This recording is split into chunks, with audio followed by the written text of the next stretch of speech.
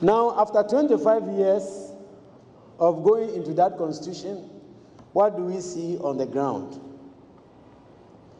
I must admit that for political and administrative decentralization, Ghana has done a lot. Every constituency has got an MP. We have district offices, we have regional offices. So those ones are okay. But when it comes to fiscal decentralization, the financial administration, the decentralization is still within 1 kilometer square, Mr. Chairman.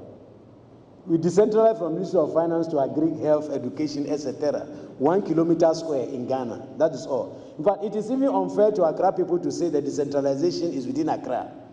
It's just about, let's even increase it to 2 kilometer square. Then you have covered Ghana's decentralization. So as we speak today, if a teacher or a nurse or a public servant is employed in my favorite village, Bumburugu, Boku or Laura or whatever, he or she, the data has to come all the way to Accra for this data to be captured onto the payroll system. No wonder we have so many ghosts, and now we are chasing the ghosts. I want to put this in context. We have close to 660,000 people on the government payroll. If we assume that people start work at the age of 20, it means their working life is on the average 40 years, which means that each year about 6,500 people have to leave the payroll on the average. And being the longest serving director of payroll, I can tell you that during my tenure as the director of payroll, about that figure, between 12,000 and 15,000 people left the payroll each year.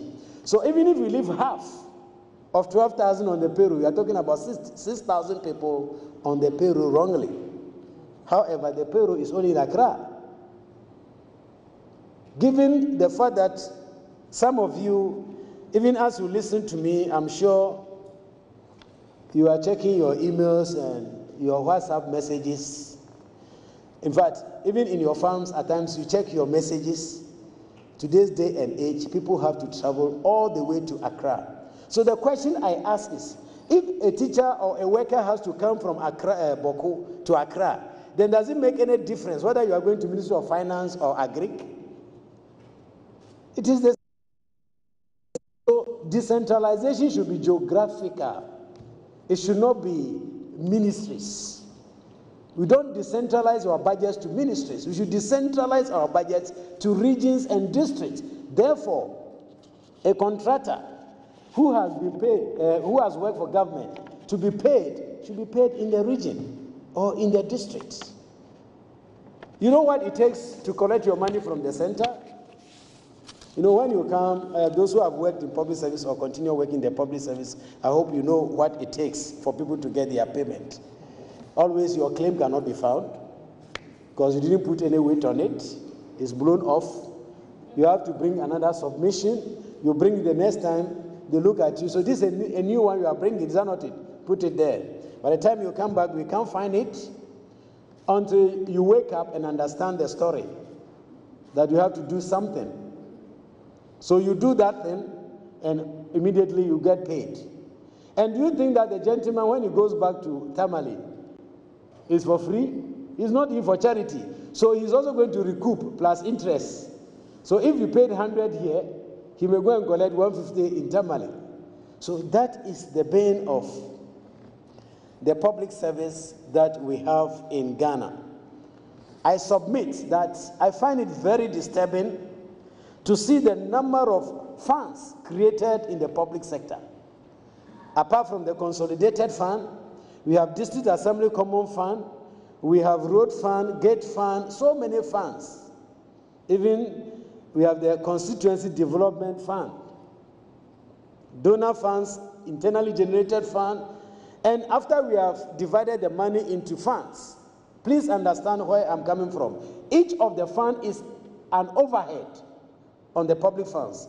Because if you take Controller and Accountant General's Department, their total expenditure is an overhead on consolidated fund.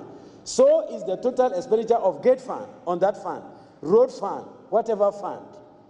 In my candid opinion, the Constitution recognizes only one fund that we cannot do without, apart from the consolidated fund, which is the District Assembly Common Fund. And unfortunately, I say unfortunately because I think it's very unfortunate, the framers of the Constitution say not more than, is it not less? Yeah, not less than 5% should be put in there. They should have said not more than 5% should be kept in the center. The rest should go. Because that's where we have the activity. I don't understand why we should keep the huge money in the center. And I ask a very simple question. Do you know when the money is shared according to the ministries, what happens then? The ministry takes their lion's share and gives a part of it to the department. Department also does the same and give the remaining to maybe the unit, then to the region, then to the district. By the time it reaches the school, it's finished. So in public financial management, you see the money storming at the top.